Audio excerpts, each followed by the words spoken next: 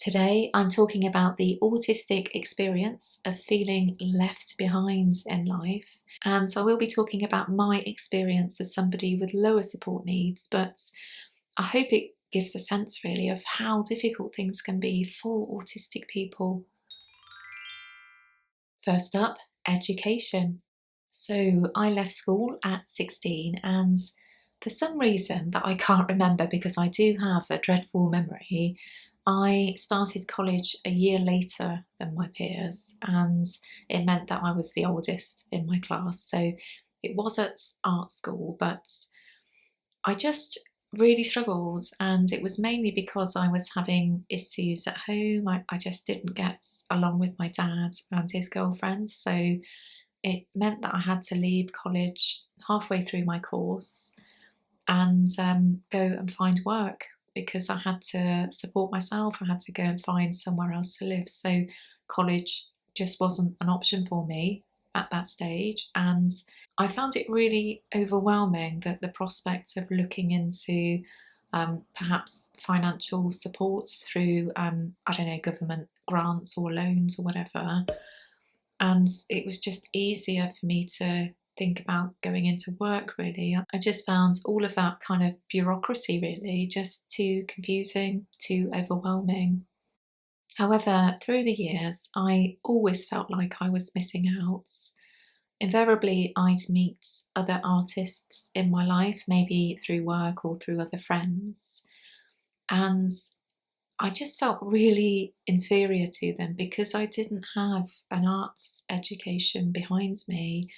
Although I was always working on some kind of art projects in my spare time, I just felt that because I didn't have the academic backgrounds behind me, I just didn't feel good enough. And I just always kind of retreat into myself whenever I'd meet other creative people. It was almost like I was embarrassed to say I was an artist.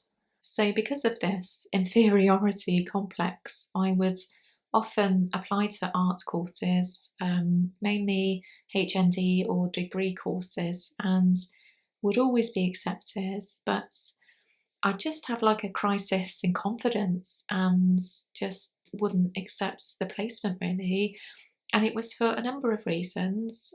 Firstly, I found it, yeah, just too difficult to move or transition from the workplace into education. And invariably, for a lot of these courses, it would have meant moving somewhere else. And that was just too much for my autistic brain to cope with, really. So, yeah, it was something that was kind of ongoing for quite some time.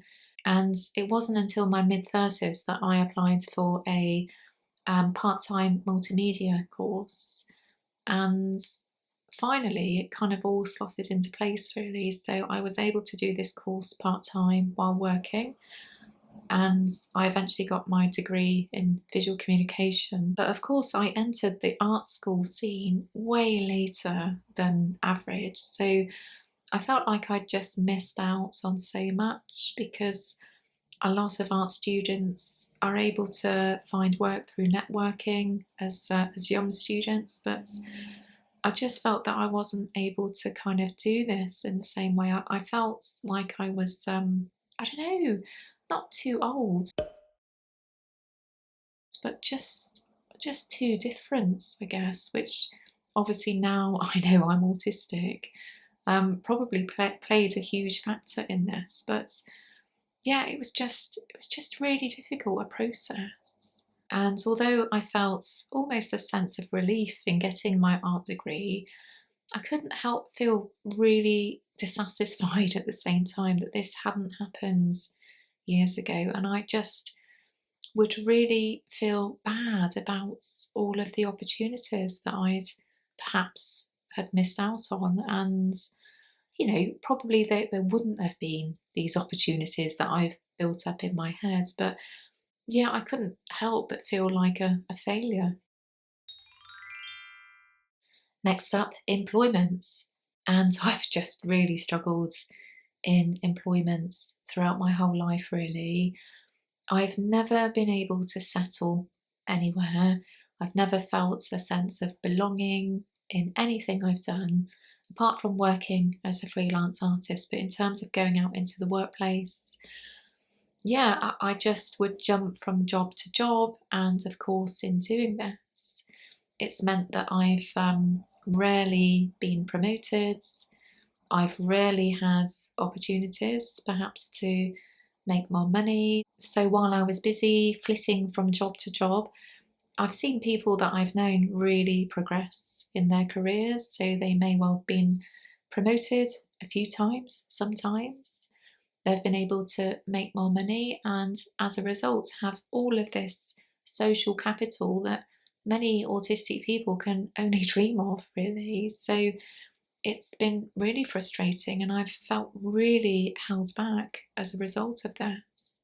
And because I'm autistic, I've been in burnouts a number of times. And of course, when we're in burnout, we're not able to go out and work.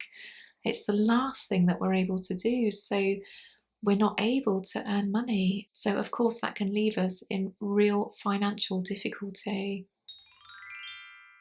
Next up, I'm talking about friendship. And I had a small group of friends at high school for a short time, but it all ended in disaster. And I've made a video about this separately. But because of this, I didn't have any kind of lifelong friends really. And I've known other people that have kept in contact with friends that they've had at school, which feels just such an alien concept to me. To have this kind of shared history with other people just feels bonkers. And it just makes me very aware that I just haven't had this kind of social grounding in life that other people have been privy to, really. So I feel like I've been left behind in this aspect. And also, like many other autistic people, I have very few people in my life. So I've just not been able to access supports in the same way that allistic people have perhaps been able to. So whenever I've had, some troubles going on in my life and I felt the need to offload to other people, I've just not been able to because I haven't had that support network available to me. And of course, this can be repeated time and time again in other autistic people's experiences.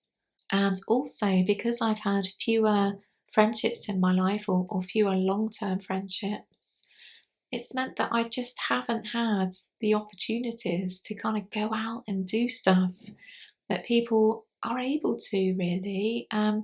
Many autistic people have to face the fact that if they want to go and do something, they'll have to go and do it on their own. So that could be in the form of, I don't know, going to an art gallery or a museum or going to see a show. And I've been to the cinema so many times on my own in my life because I just haven't had somebody to share that experience with me.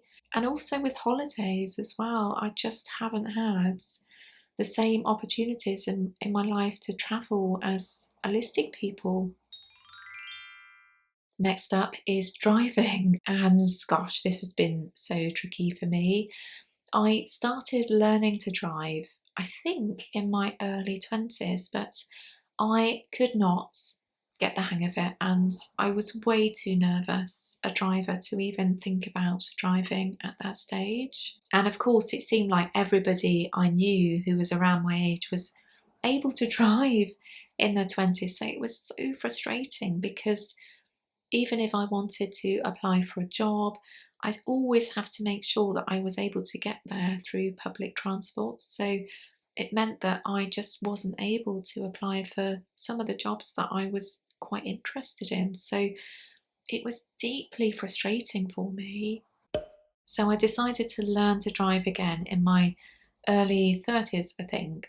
I think I was 30 when I passed my test, actually. So I decided at that stage to learn in an automatic car because manual was just too difficult for me. There was just too much to have to think about because I am a nervous driver. I find it all so very complicated. But because I'd learnt to drive maybe 10 years later than a lot of other people, I just didn't have the confidence in driving and I could never go on a motorway or anything like that. So it meant that I could only really drive locally because I was just too fearful to go any further than that. So yeah, I've just felt really held back in this way. And actually, I hate driving these days, and I just don't do it anymore. I'm reliant on my partner because, yeah, I just find it really overwhelming in so many ways. Next up is home life, and I found it just really too difficult to live with my dad as a young person. So I left home when I was 17, and it meant that I had to rent from a young age, and I could never afford very much. So I spent years living in bedsits or flat shares with other people. And as an autistic person, that is really stressful to share your space with other people and not to have somewhere that feels like a kind of safe haven in many ways. I just didn't really have that opportunity. So I always felt like I was living in a constant state of stress, really. And it wasn't until my 30s that I could afford to live somewhere on my own. And I really look back now and I'm just so sorry for my younger self because I just never felt comfortable. And when that was combined with having kind of a stressful work life, I just didn't have many opportunities to relax, and that really played havoc with my mental health.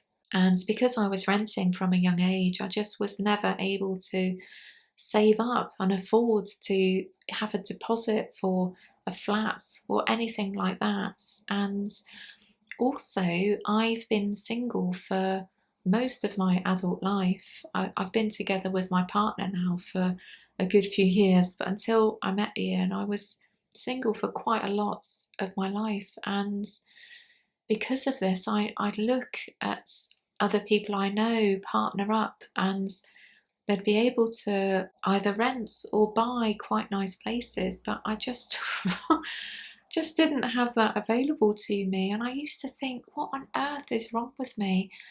Why don't I have the same opportunities as other people? It just didn't make sense for a long, long time. Next up, children. Now then, I don't have children and I've never wanted children, but I think it's important to include children because so many autistic people would love to have children but are just unable to for a number of factors. And that could well be because they've not been able to meet a partner to be able to have children. Perhaps they've been struggling financially, so they don't feel in a position to be able to have children. They may well struggle with their home life, and there's just a whole array of different reasons as to why they can't have children.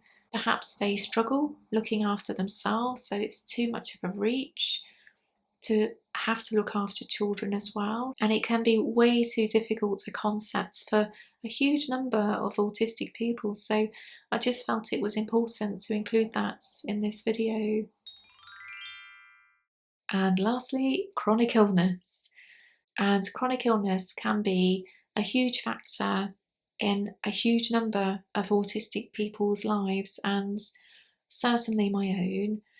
I struggle with MCAS and POTS, so it means that I'm essentially disabled. So I'm just not able to go out and get a job, and it really frustrates me because I want to help out financially with my partner, and I hate having to rely on him financially. It just really eats away at me. And although I've been able to kind of work from home over the last few years as an artist, I'm now reacting to clay. I'm a sculptor, so that's how I've been able to find work through the last decades. And it feels like there's another opportunity that's just been taken away from me.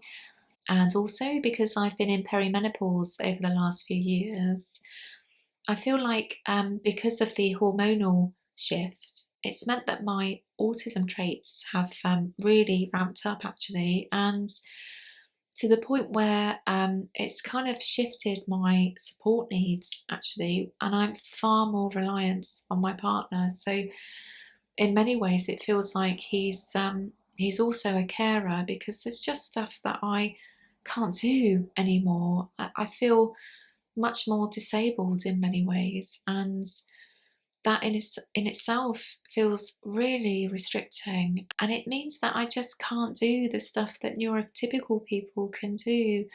I just feel like I've been kind of stymied in so many ways, and even if I wanted to go out socially or go and get a job, I just can't do it these days. It's all too overwhelming for me.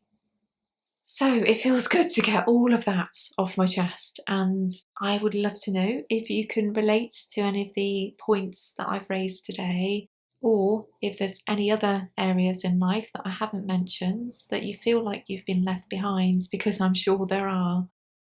So I think that's going to be it for today. So thank you ever so much for watching. Give it a like if you got this far, and I'll see you again soon.